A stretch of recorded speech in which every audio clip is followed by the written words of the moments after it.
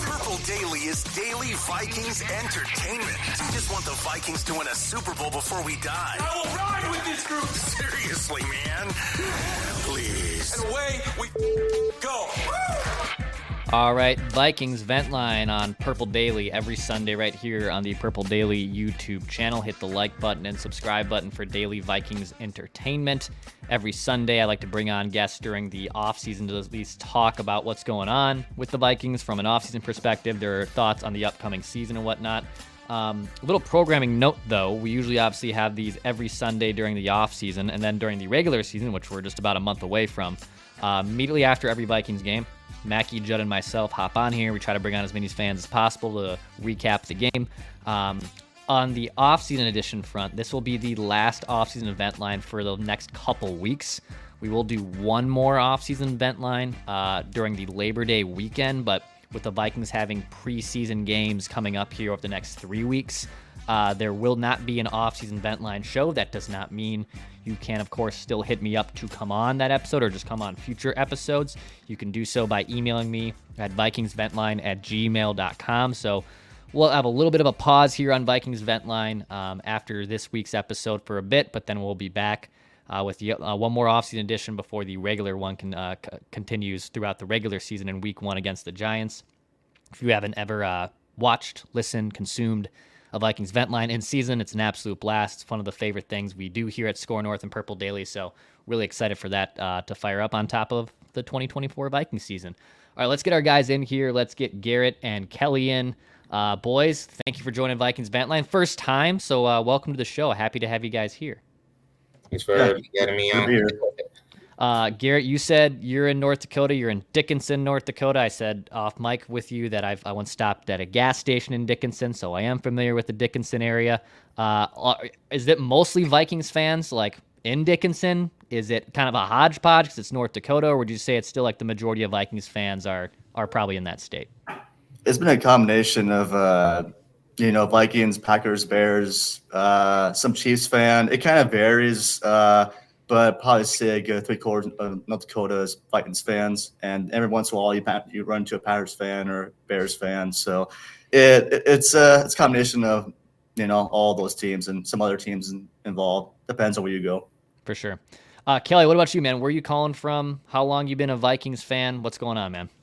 I'm from Florida, so it's rare. Everybody around here is basically a Miami Dolphin fan, Jacksonville Jaguar fan, or Tampa Bay, but I grew up, since I was in, I'll say, the end of middle school, Randy Moss era, I've been a Vikings fan.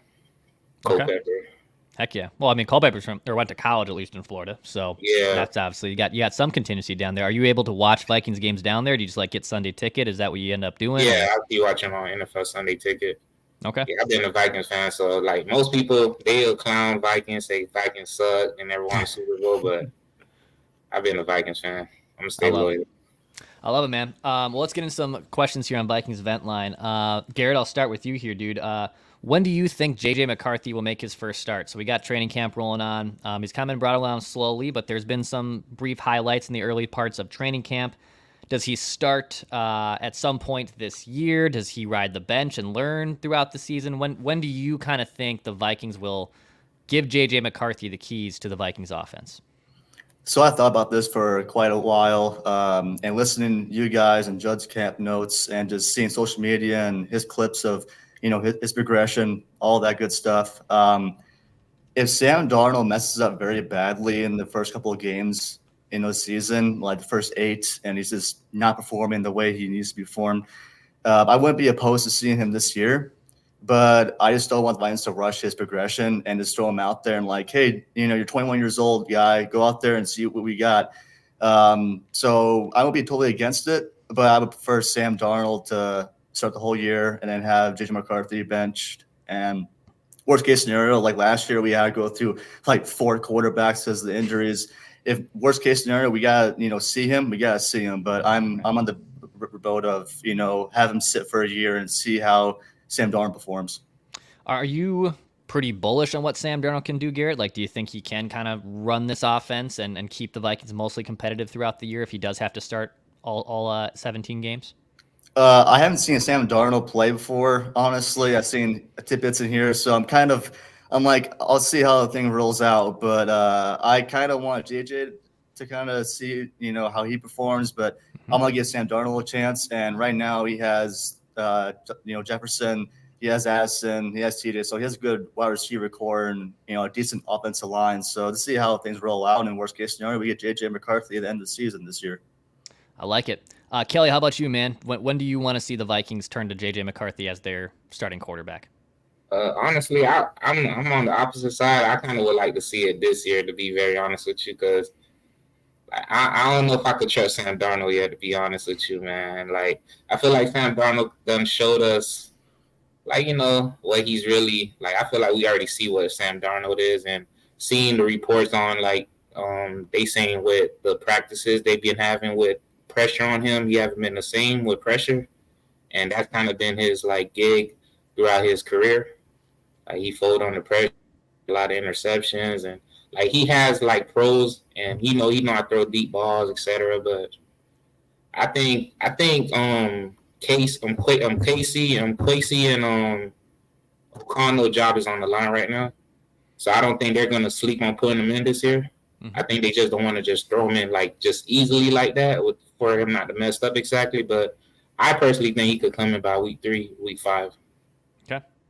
Yeah, they have a really tough schedule to start. So, I mean, even if Sam isn't playing poorly, I wonder if they get off to like a 1-5 start, which honestly is pretty plausible when you look at how their season starts this year. Outside of maybe week 1 in New York, which I know the Giants are still technically favored, like that's really the only game that I feel really confident the Vikings can win. I do think they can win in week 1 against the Giants. Even if it being on the road, but they can be 1-5 pretty dang quick with some tough games early on in the schedule. And will they then flip to JJ McCarthy? We'll certainly see. I think what Vikings fans will likely do though is if that slow start happens where it's 1-2 or 1-3, 4-5, then the pitchforks come out. Then we want to see JJ McCarthy, regardless of how Sam Darnold is probably playing. It's going to be a fun year to watch, man. I'm super excited to see when JJ McCarthy is thrusted in there. We haven't really had that since Teddy.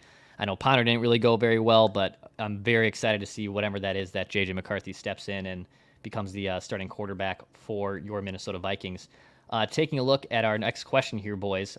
Which player are you excited to watch the most this season? So, Garrett, I'll kind of go back to you here. Is there a player on the Vikings roster that you're really excited to watch this season?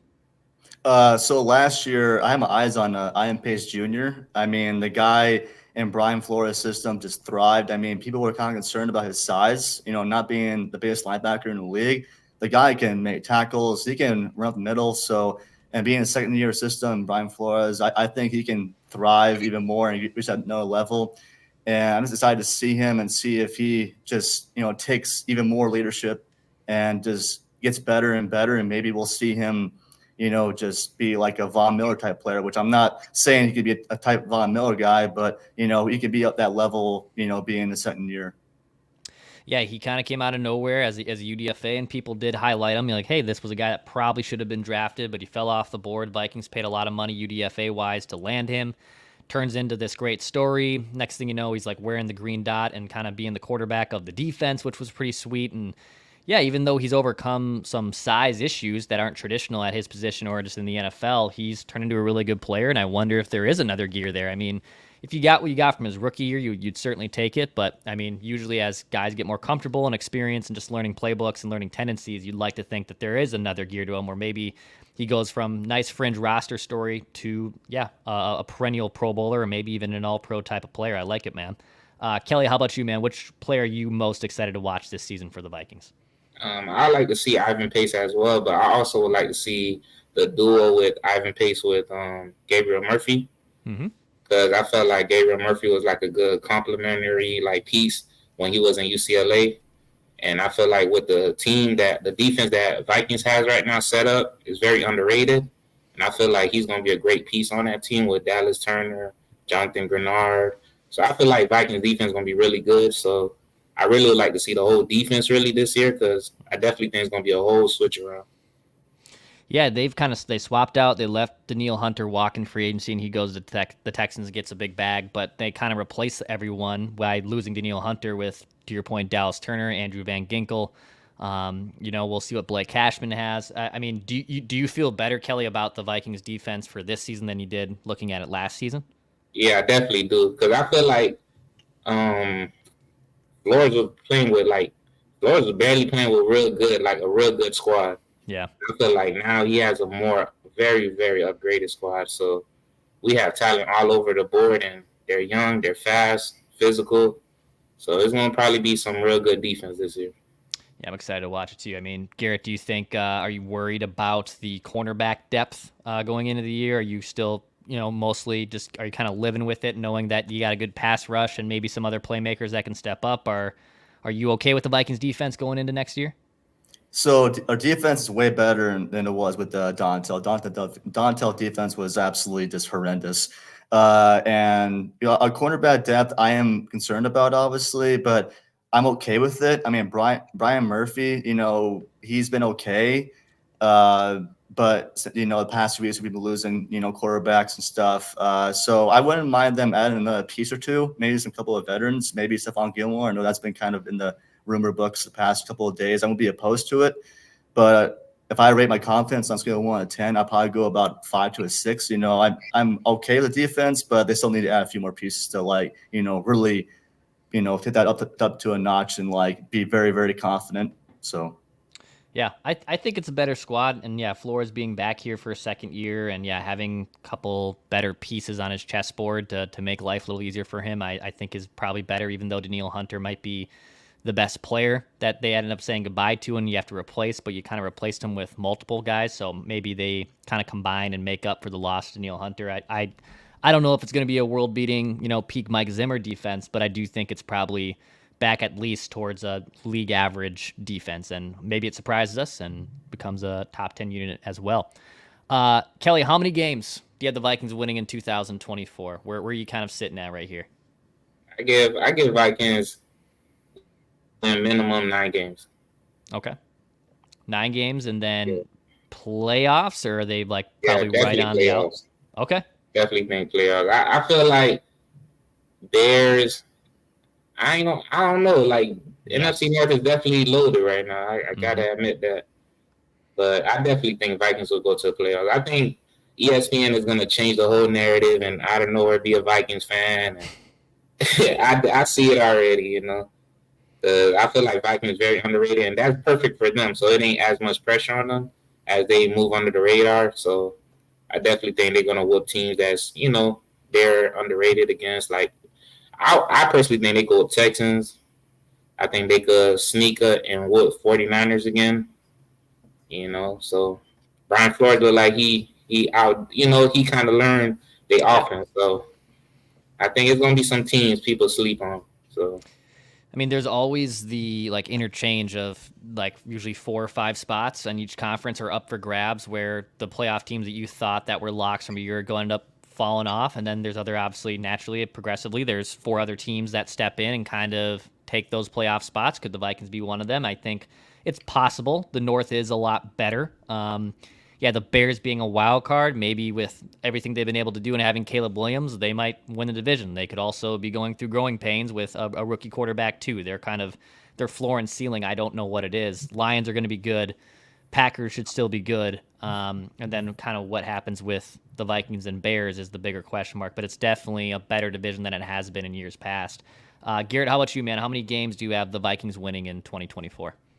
So I'm kind of on the 7 to 10 kind of record right now. I mean, I don't expect us to win a whole lot of games. The division is definitely tough, probably the toughest I've ever seen it. With the Bears adding, players, Pirates are getting a little bit better. Lions are, obviously very good last year, but I think they're getting a little bit overhyped as long as, the Bears too. I think the Bears and the Lions are kind of getting that, overhyped sensation. The Packers are kind of in, I think, our same boat. They have pieces to the team, but not getting up to that level of hey guys, we're going to be in the, contender of the playoffs. But in terms of playoffs, I didn't see us going to a wild card, but I also don't see it because I just don't really believe in Sam Darnold, but that could change if, he starts playing really well and our defense starts playing really well. I didn't see us going to the playoffs, but not a deep playoff run.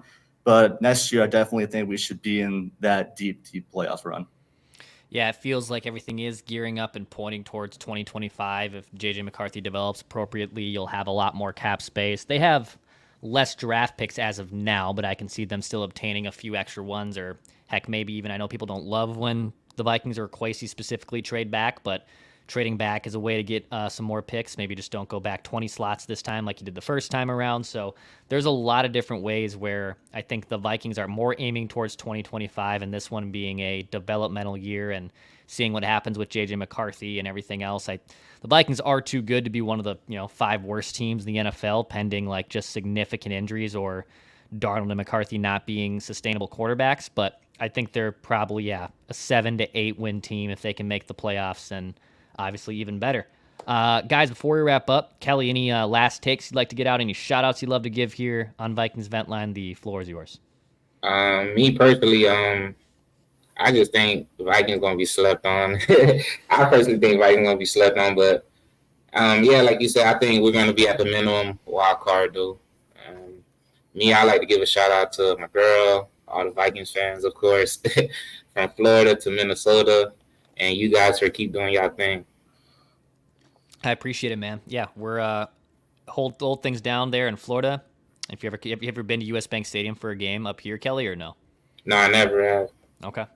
Yeah, I'm actually supposed to be going to Jacksonville versus Minnesota this year. Oh, nice. Very nice. November. How far away are you from Jacksonville? An hour and 30 minutes. Oh, okay. That's not bad at all. All right, 30 minutes. A lot quicker, a lot closer than Dickinson, obviously, there, Garrett. So a Yeah. little bit of an easier drive there for him. Yeah. Garrett, how about you, man? Any last takes, any shout-outs you'd love to give here on Vent Line? Shout out to you guys, keeping the community strong. Whenever we have, like last year, we just had so many disappointments and stuff, and keeping kind of a group or a community of everybody come on here and just vent their frustrations and their just anger towards the team or whatever. But I actually have a hot take is that I think Ian Pace Jr. is going to make the Pro Bowl this year. I like it. Yeah. Okay. So a big step forward, just like you were saying earlier. So he makes the Pro Bowl. I like that one, man. Yeah. I just, watching him play, fly out the ball, trying to get a tackle, and just, I just like him a lot, especially, Brian Flores' system, like his first year, green dot, leading the defense. I mean, I think he's going to make a huge step forward, and just hopefully he stays healthy, because that's like last year, our injuries were just off the charts. And if everybody can stay healthy, I think we can, dang cat. But this Ian Pace Jr., as long as, also get that linebacker, what's his name? I'm not sure the other guy's name is, but I think Ian Pace Jr. is just going to be that another, piece that we can add on and maybe extend, for, 3-4 years. And my cat just knocked off my stand, so that was lovely. So get that cat as a linebacker out there. He's ready to get after the quarterback. He's pretty big, so I think he can be a pretty good linebacker. But right now, he's kind of making me mad a little bit. I can't have 20 minutes apiece without him knocking stuff over. But no, it's shout out to you guys, and especially Judd. Going to camp and has been binoculars open and just viewing the whole entire practice and kind of keep us informed of what's going on. Awesome, guys. Well, appreciate you guys coming on. Garrett, Kelly, thank you. For everyone listening, watching, hit the like button, subscribe button for daily Vikings entertainment. This is Purple Daily. More camp notes, coming up this week. Preseason games also in a week, too. So plenty of great stuff. We're about a month away from the season opener. Be talking at you guys soon. All right. Okay, appreciate it. Thank you.